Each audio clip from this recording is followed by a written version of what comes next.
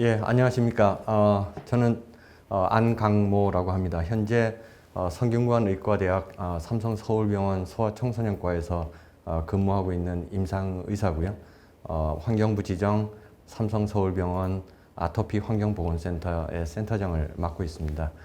오늘 환경보건 콘서트로 해서 여러분들을 스크린상으로 만나게 되었습니다. 환경보건 콘서트는 지난 2015년 이후에 저희 환경부에서 지정하고 있는 환경보건센터에서 환경과 그 보건에 관련된 이슈에 관해서 발표를 하고 또 논의를 하고 교육을 하는 그런 장소입니다. 좀 많은 정보를 드리려고 노력을 하고 있고요. 또 끝나고 나면 또 여러 질의응답을 할 시간이 있으니 그때 또 많은 의견 주시면 반영해서 또 알려드리도록 하겠습니다. 자, 그러면 환경보건 콘서트 첫 번째로 아토피 피부염과 관련된 내용을 말씀드리겠습니다. 실제 코로나 바이러스가 세상을 많이 바꿨습니다. 불과 한 3개월, 4개월 사이에 저희 일상이 완전히 바뀌었는데 그동안에 마스크 쓰는 거는 일반화됐고 손 씻기 전부 잘 하고 있죠. 하고 있는데 하다 보니 실제 불편한 점이 이만저만이 아닙니다. 병원에 계속 다니고 진료를 받아야 될 환자들도 오지 못하고 있고 그런 부분들 때문에 오늘은 그 포스트 코로나 시대에서 이 아토피 피부염 관리에 대해서 좀 더 강조하는 면을 좀 말씀을 드리려고 합니다. 예, 정확하게는 우리는 코로나 바이러스 그렇게 말씀을 하고요. 정확하게 영문으로 코비드-19 또 바이러스 이름으로는 사스코브2 이런 용어를 씁니다. 근데 세상은 이렇게 바뀌었습니다. 아마 오른쪽에 있는 이 컨테이전이라는 이 영화는 하도 많이 이제 채널에서 나와서 아마 많은 분들이 봤을 거고요.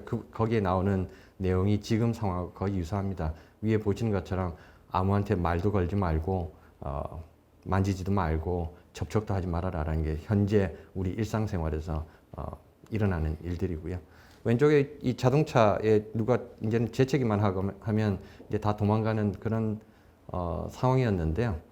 사실 이제는 이것도 보기 힘듭니다. 왜냐하면 마스크를 쓰지 않으면 아예 타지 못하는 이 버스라든지 대중교통시설을 쓸 수 없는 그런 상황이 되어버려서 이제 우리도 점점 적응해 나가야 되는 그런 시점이 된 것 같습니다.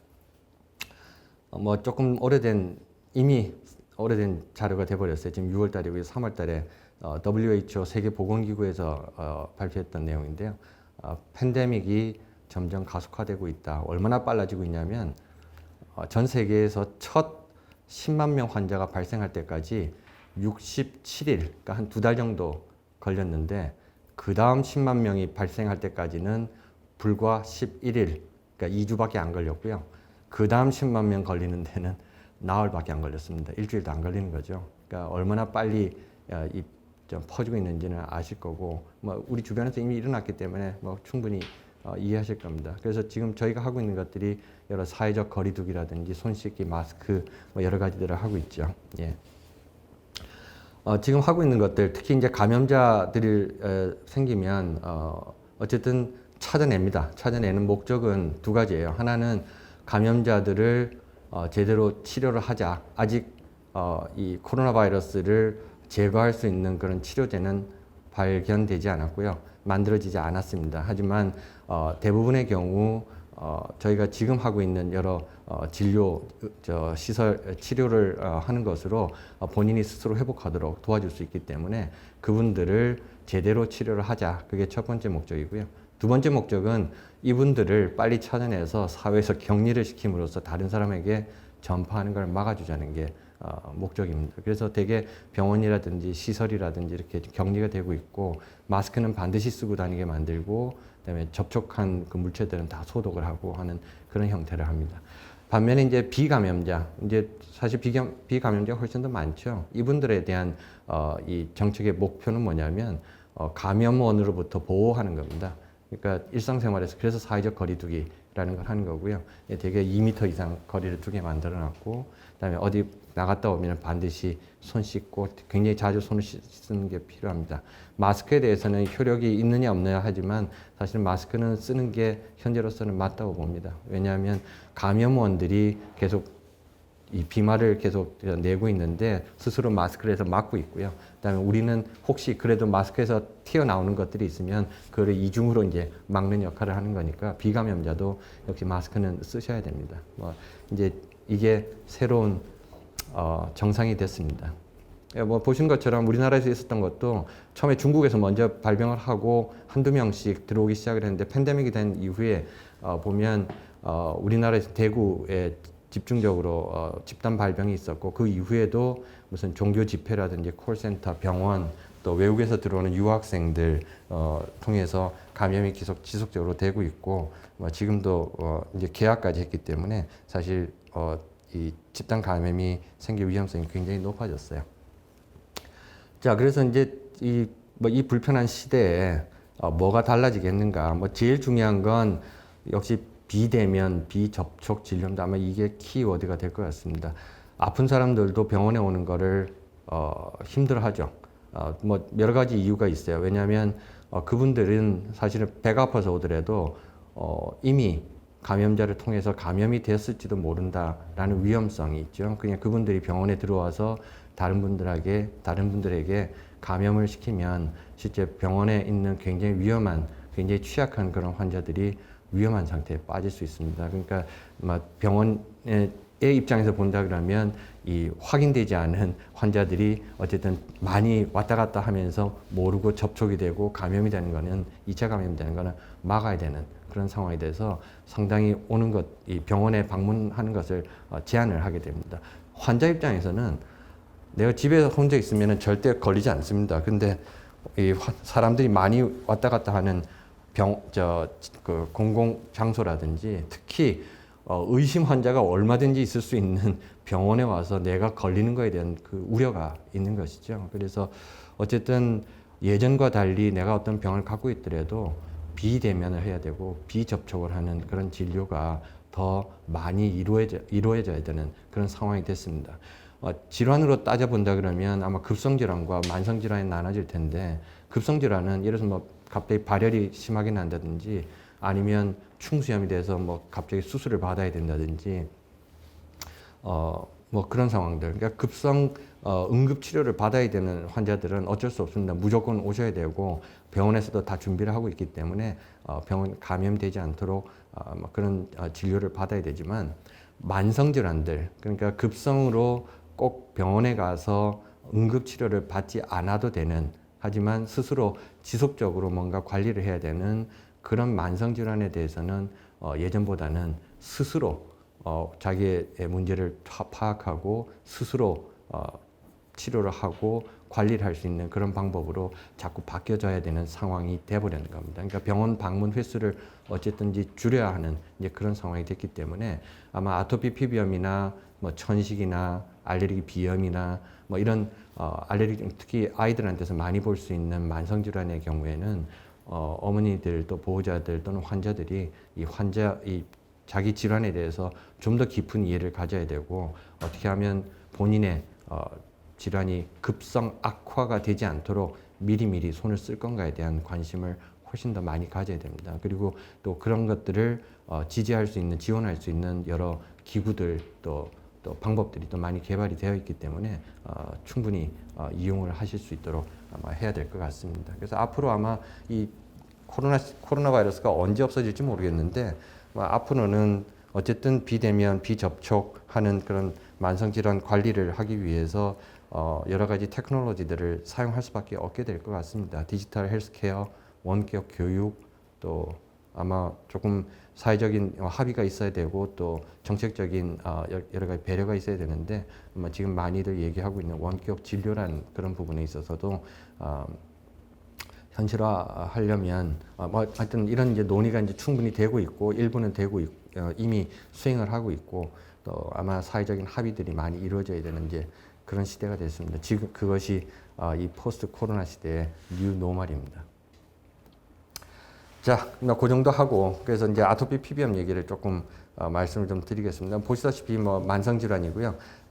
굉장히 가려워하고 피부에 발진이 일어나고 진물도 떨어지고 뭐 실제 아이들한테서 볼 수 있는 가장 흔한 만성 질환 중에 하나이고요.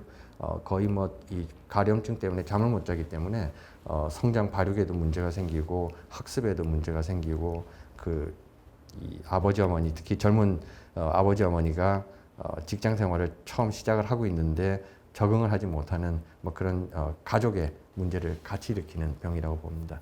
대개 피부가 가렵고 자주 재발을 하고 오래 지속이 되고요. 가족 중에 알레르기 질환을 갖고 있는 경우가 있고 모양은 상당히 다양하지만 그래도 어떤 특징적인 그런 부위라든지 그런 모양들이 또 있습니다. 되게 급성 질환이 아니기 때문에 어떻게 뭐 일주일 전에 갑자기 발진이 났어요. 뭐 그런 정도로 해서는 아토피 피부염이라고 우리가 진단을 절대 하지 못합니다. 대신에 뭐 적어도 뭐 한 달, 두 달 동안 갑자기 좋아졌다 나빠졌다 한다든지 지속적으로 나쁘다든지 그러면 한 번쯤 생각할 수 있는 질환입니다. 모양이 상당히 다양합니다. 특징적이긴 하지만 굉장히 다양하고요. 보시는 것처럼 붉은 반점이나 뭐 갈라지고 긁힌 피부 또 합병증 같은 것들이 생기고요. 또 만성적으로 가게 되면 뭐 1년, 2년 이렇게 가면 꼭 흉터 남는 것처럼 태선화라는 그런 병변을 보이게 됩니다. 여러 합병증이 잘 생기는데요. 뭐 피부에 여러 감염이 생기는 거는 누구에게나 생기는 거지만 아토피 피부염 자체가 이 피부의 어떤 기능을 일부 소실하거나 아니면 떨어져 있는 상황입니다. 그래서 정상적인 피부를 갖고 있는 경우보다는 훨씬 더 피부 감염이 잘 일어나는 그런 상황이라고 볼 수 있습니다. 그래서 보통 여름철이나 이렇게 특히 이제 땀이 많이 나는 그런 계절에 이 농가진 많이 생기는데요. 이 아토피 피부염 애들도 굉장히 많이 생깁니다. 그러니까 치료를 한다 그러면 기본적으로 아토피 피부염 치료도 해야 되지만 2차적으로 다른 합병증이 생긴다면 합병증에 대한 치료는 일시적으로 추가를 해야 되는 이제 그런 상황들이죠. 그래서 만약에 뭐 이런 병변이 생긴다, 뭐 결국 이거는 병원에 가서 진료를 받으셔야 되겠지만 뭐 이런 병변이 생긴다 그러면 내가 지금 아무리 코로나 바이러스가 있더라도 지금 요 상황은 내가 병원에 가야 되겠구나라는 정도는 인지를 하시는 게 필요할 것 같습니다. 요거는 헤르페스 바이러스라는 거고요. 아까하고 모양이 조금 다릅니다. 오히려 물집에 가깝고 이런 것들이 막 뭉쳐 있습니다. 굉장히 간지럽습니다. 온몸에 생길 수도 있고요. 요것도 진균 감염입니다. 아까 농가진하고도 조금 다르죠. 조금 더 동그랗게 모양이 좀 잡혀져 있고 그 옆에 이 경계 부분이 조금 비교적 명확하게 보이고요. 어떤 것들은 여기 보시는 것처럼 겉에가 이렇게 빨갛게 되고 가운데는 이렇게 좀 괜찮아 보이는 뭐 그런 형태도 있고 우리 몸 어디든지 생깁니다. 그 중에 가장 뭐 흔히 잘 아시는 거는 무좀이죠. 손가락이나 발가락에 잘 생기고요. 간혹 이것 때문에 병원에 또 달려오시는 분들이 있는데 땀띠입니다. 모양이 좀 다르죠. 아까 그 빨갛고 각질이 일어나고 허옇게 일어나는 그렇고 이제 간지럽고 뭐 하는 그런 거하고는 좀 다르고 만져보면 되게 그 아토피 피부염 건조하죠. 예, 까칠까칠한 느낌이 나는데 이 땀띠는 이 보시는 것처럼 조그만한 빨간 물집 같은 것들이 온몸에 막 생깁니다. 특히 이제 애기들 그러니까 1살 이전에 있는 애기들 막 나왔을 적에 젖살로 이게 뒤덮여져 있고 애가 추울까봐 덮어놓기도 하고 막 하다 보니 이게 땀띠가 많이 생깁니다. 그리고 얘네들 뭐 별로 움직이지 못하죠. 되게 그냥 누워 있고 하다 보니까 이 땀띠가 잘 생겨요. 그래서 빨갛고 이렇게 피부에 일어나는 걸 보면 굉장히 겁이 나서 많이들 오시는데 사실 뭐 땀띠기 때문에 뭐 이런 것들은 그냥 시원하게 해주고 병원에 굳이 오지 않으셔도 됩니다. 다만 이제 그걸 구별할 수 있어야 되니까 병변 모양을 조금 봐두시는 건 필요할 것 같습니다. 아토피 피부염 경과를 좀 보시면 가장 많은 거는 여기 있는 이런 애들입니다. 요 파란색으로 된 이런 애들이에요. 되게 1살, 2살 때 생겼다가 조금씩 심해졌다가 다시 나이가 들면서 줄어들죠. 되게 초등학교 이전에 없어지는 경우들도 많고요. 물론 모든 애들이 없어지지 않습니다. 그래도 상당수가 많이 없어지고 초등학교 이후에 또 시간이 지나면 저절로 없어지는 이게 제일 많고요. 근데 어떤 애들, 그 중에 일부 아이들은 처음에 이렇게 나빴다가 이제 점점 좋아져야 되는 시기가 됐는데 슬그머니 나빠지는 이런 아이들도 있어요. 얘네들은 뭔가 좀 다른 이유들이 있습니다. 그러니까 만약에 2살, 3살 때까지 나빴다가 조금 유치원 때 좀 좋아진 것 같았는데 다시 금년에 본 초등학교 들어가고 나니까 애가 점점 많이 힘들어 하더라. 그렇다고 하면 뭔가 그 이유를 찾아서 같이 치료를 하지 않으면 이렇게 경과가 굉장히 오래 가고 합병증도 잘 생길 수 있는 그런 형태가 되고요.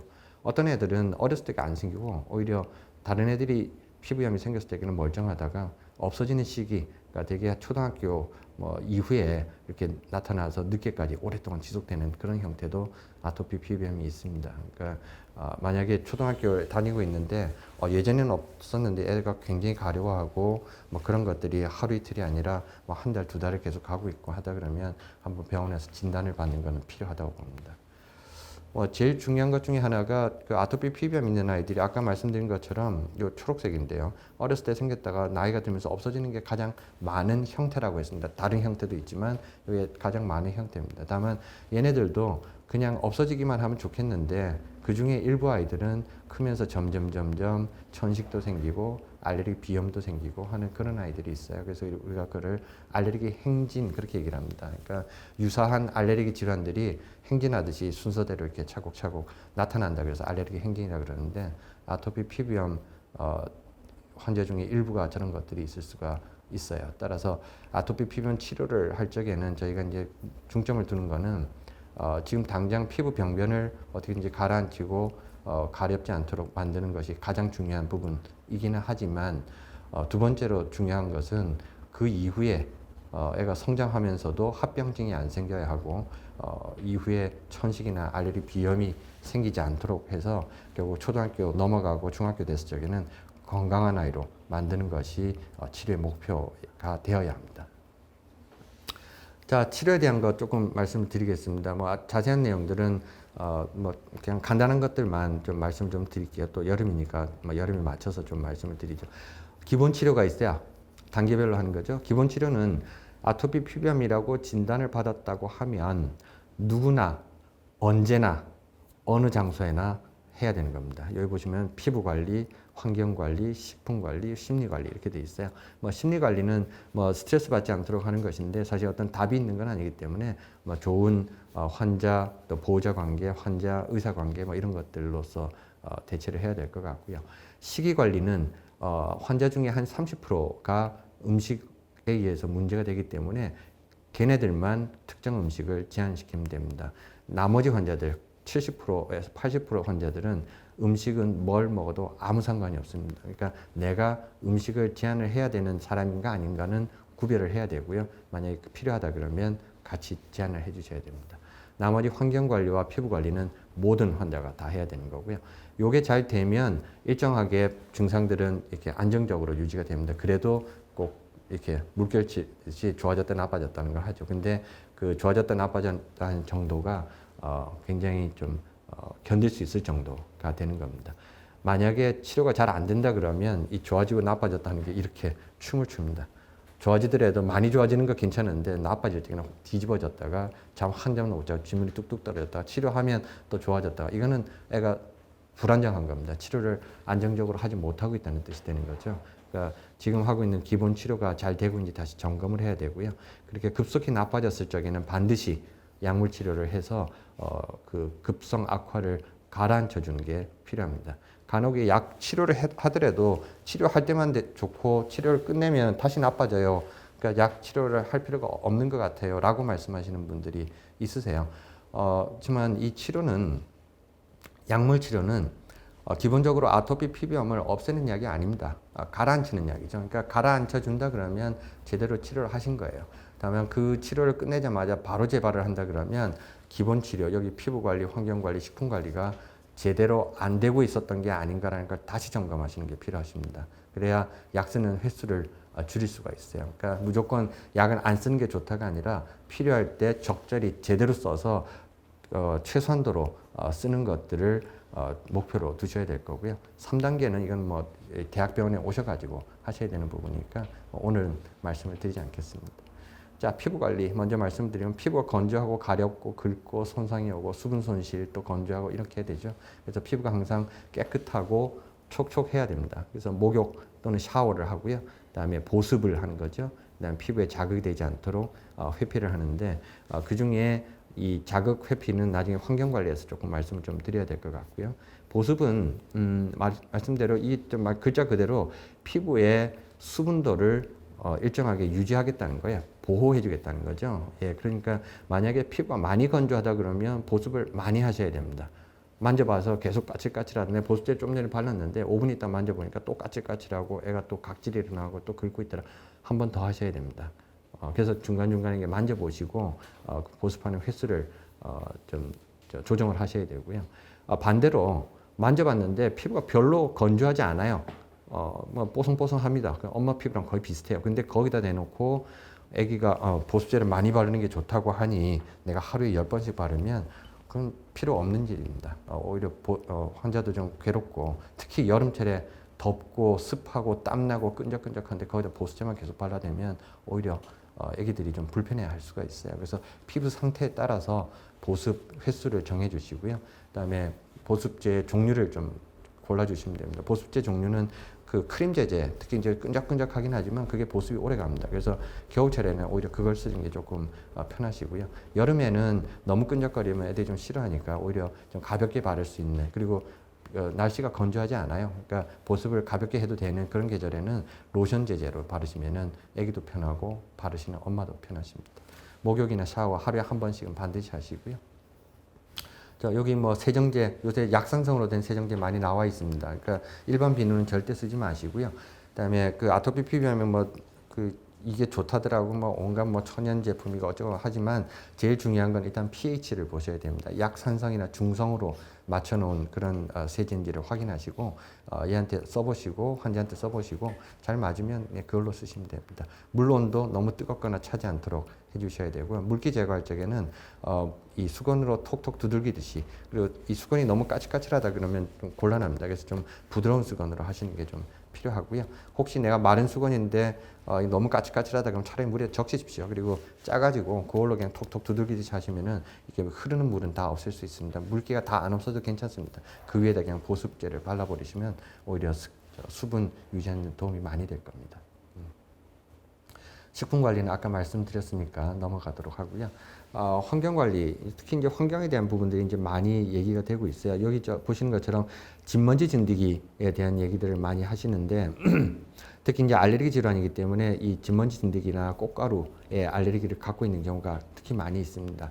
아까 경과에 초등학교 됐는데 다른 애들은 다 없어지고 있는데 나만 다시 나빠지고 있는 그런 경우가 있다 그랬는데 걔네들 중에 일부 아이들은 보면 이미 그때 당시에 진먼지 진드기, 그러니까 어렸을 때는 없었지만 그 크면서 진먼지 진드기나 꽃가루에 감작이 되고 알레르기 체질로 바뀌어버리는 경우가 많이 있습니다. 그러니까 걔네들은 찾아서 뭐 이런 부분들을 충분히 제거를 해주셔야 되고요. 그게 제거가 안 되기 때문에 사실은 어렸을 적에 1살, 2살 때 하던 그 똑같은 작전으로 아이들을 치료하다 보니 지금은 치료가 적절하게 이루어지지 않고 있는 그런 경우가 많은 거거든요. 그래서 진먼지인드 제거, 물론 이제 그게 문제가 있는 아이들입니다. 찾아서 진먼지인드 제거하는 게 필요하고요. 온도 습도는 뭐 항상 중요합니다. 특히 이제 여름철에 온도하고 습도는 굉장히 많이 올라가기 때문에 이제 좀 낮춰주셔야 되고요. 겨울에는 오히려 온도 습도가 너무 낮아지기 때문에 거꾸로 올려주셔야 됩니다. 그거를 1년 내내 나는 오늘 가습기를 써야 됩니까? 이렇게 따지시면 안 돼요. 여름에는 쓰실 일이 별로 없으십니다.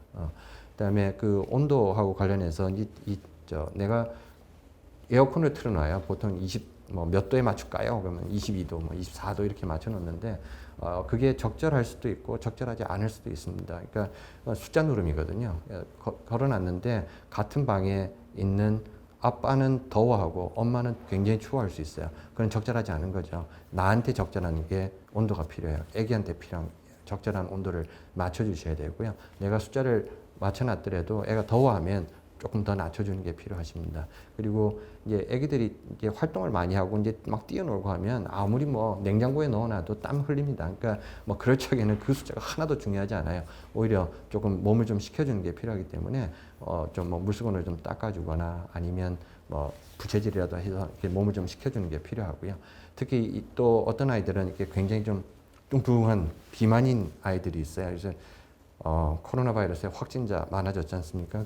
몸무게가 많이 늘었는데 걔네들은 실제 더위 굉장히 많이 탑니다. 그러니까 똑같이 24도를 맞춰놔도 저기 조금 날씬한 아이들은 괜찮은데 얘는 더워할 수 있어요. 맨날 벗고 있을 거예요. 그러니까 걔한테 온도하고 땀이 나지 않도록 좀 맞춰주는 노력이 필요합니다. 진먼지인덱이 나와 있고 제일 중요한 거는 이 온도 습도를 맞추셔야 돼요. 그러니까 습도 특히 40에서 50% 사이로 맞춰주셔야 되고요. 60% 이상 올라가면 굉장히 많이 번식합니다. 절대로 올라가지 않도록 맞춰주셔야 되고요. 특히 이제 최근에 대기 오염하고 관련된 오염 물질에 대한 얘기가 많이 나옵니다. 미세먼지 얼마나 심각한지는 아실 거고요. 뭐 오존 또 이 이산화질소, 이산화황 뭐 이런 것들이 다 문제가 됩니다. 실내도 똑같은 것들이 있죠. 되게 아까 저 바깥에 있었던 미세먼지라든지 뭐 오존이라든지 뭐 이런 것들은 다 환기하기 때문에 유입이 되는 형태예요. 그러니까 뭐 이런 부분이 실내에서도 역시 문제가 될 수가 있고요. 또 실내에서만 문제가 되는 것들도 있죠. 여러 가지 이 가구라든지 건축 자재라든지 거기서 나오는 여러 가지 물질들이 있고 또 실내에서 발생하는 미세먼지들이 있어요. 이제 그런 것들을 어떻게 적절히 관리하느냐가 피부의 증상들을 나빠지지 않도록 하는 굉장히 중요한 전략이라고 이해를 해주셔야 될 겁니다. 이미 이런 부분들 때문에 환자들이 나빠진다는 증상들이 나빠지는 건 이미 알려져 있습니다. 발병하고 악화하고 보면 여러 가지 문제가 있죠. 담배도 있고 리모델링, 프탈레이트, 여기 보시면 미세먼지, 휘발성 유기화합물, 포르말데하이드 이런 것들이 있어요. 보시면 석유 정제, 공정, 페인트, 가구나 장식재, 건축 마감재, 우리가 살고 있는 데서 다 나오는 거 아니겠습니까? 단열 재료, 가구, 카펫, 커튼, 예. 그래서 충분히 환기해 주시는 게 반드시 필요합니다. 그러니까 밖에 미세먼지가 많을 적에는 좀 잠깐 닫아놓고 하겠지만 집안에서 만들어지는 것들은 어쨌든 배출을 해주는 게 굉장히 필요하고요. 그래서 정보를 좀 많이 활용을 하셔야 될 것 같아요. 특히 대기 오염하고 관련된 것도 우리 앱으로 얼마든지 볼 수가 있죠. 특히 에어코리아라는 데도 있고 이 자료들을 뽑아와서 각 앱들이 다 사용하고 있기 때문에 그런 자료들 충분히 활용을 해서 바깥쪽의 상황이 나쁠 적에는 집안에 환기하는 것들 잠깐 멈추시고 공기청정기를 쓰지 하고 그게 좋아지면 다시 열어서 환기를 충분히 해주시고 또 그 상황이 안 좋으면 외출하는 것도 조금 자제하시는 게 좀 필요한 것들이 있습니다. 예, 불필요한 외출 줄이고 적절한 마스크 쓰고 외출 후 깨끗이 씻으세요. 예, 코로나 때문에 지금 다 하고 있는 겁니다. 그런데 사실은 코로나가 아니래도 해야 되는 것들이죠. 베이크아웃은 아실 겁니다. 특히 지금 연초 또 중간에 이제 이사를 가거나 하면 또 요즘 부동산 문제가 많은데 하여튼 새 집에 들어가게 되면 반드시 베이크아웃은 하시고 들어가시는 게 필요할 겁니다. 대부분 그 휘발성 유기화물이기 때문에 계속 냄새가 올라옵니다. 그래서 아예 보일러를 틀어서 온도를 확 올려놓으면 이 자재라든지 집안에 있는 여러 물질들에서 나오는 그런 화학 물질들이 전부 다 뿜어져 나오게 돼 있어요. 그걸 창문을 열어서 전부 다 꺼내시는 거죠. 그래서 되게 한 3일에서 일주일 정도 하면 충분히 냄새도 빠지고 많이 도움이 됩니다. 특히 여기 보시는 것처럼 이 가구라든지 이런 것들, 이 서랍도 다 열어놓고 그렇게 하시면은 충분히 제거를 좀 해주실 수 있을 겁니다. 포름알데하이드하고 관련된 것도 사실 크게 다르지는 않습니다. 근데 이 여러 가지 우리가 쓰고 있는 생활용품에서 또 많이 나오기 때문에 좀 이 냄새가 나는 것들은 어쨌든 좀 바깥에 놔둬가지고 충분히 냄새가 빠진 다음에 쓸 수 있도록 해주시는 건 필요할 것 같습니다. 미세먼지 실내에서도 만들어집니다. 바깥에서만 들어오는 건 아니에요. 특히 요리할 때 많이 만들어지는 걸로 되어 있는데 만약에 실내에서 많이 좀 머물러 있어야 하고 환자 상태가 많이 안 좋다 그러면 요리를 할 적에 굽는 것보다는 삶는 거가 미세먼지 발생을 조금 줄일 수 있습니다. 담배, 예, 절대로 안 되겠죠. 담배 피면 그 안에서 나오는 여러 개의 화학 물질도 있고 그것도 미세먼지의 한 성분이 될 수도 있습니다. 예, 바르는 약, 스테로이드 적절하게 쓰라는 게 답이고요. 예, 제가 요것만 한번 읽을게요. 증상이 나타나는 초기부터 적극적으로 사용해라. 강도가 낮은 것부터 부작용이 생기지 않도록 하겠다는 거고요. 피부 상태가 호전되면 바로 끊지 말고 이틀에 한 번이라든지 사흘에 한 번이라든지 단계적으로 중단하자. 진물이 나는 부위는 로션 형태로 되어 있는 스테로이드를 쓰시고 진물이 없는 부위는 크림이나 연고 형태의 스테로이드를 쓰시면 효과가 좋습니다. 스테로이드 말고 스테로이드의 부작용을 줄이기 위해서 만들어 놓은 국소칼시누린 억제제라는 것도 있어요. 그래서 이거는 병원에서 처방을 받아서 치료하시면 됩니다. 자, 목표가 있어요. 우리가 뭘 하더라도 목표를 잡아야 되는데, 지금 이런 곡선을 가지죠. 되게 나이가 들면서 점점 없어지는데, 우리가 지금 치료하는 거는 어느 날 갑자기 이것을 없애버리는 건 아닙니다. 없애버리는 건 아니지만 적어도 이렇게 나빠지는 거를 조금만 나빠지게 해서 자연스럽게 소실되도록 도와주도록 하는 것이 중요하고요. 그다음에 다른 합병증이 생기지 않도록 하는 것이 치료 목표가 돼야 되겠습니다. 그림에 보시다시피 연령별로 목표 설정을 해야 되고요. 4살, 5살, 이때는 없애는 것을 목적으로 합니다. 되게 2살, 3살 되면 없어질 수도 있으니까. 사춘기 때는 당장 없애는 것보다는 관리하는 쪽으로 가시고, 오히려 이 천식이나 알레르기 비염 생기지 않도록 관리를 하시는 것이 좀 필요할 겁니다.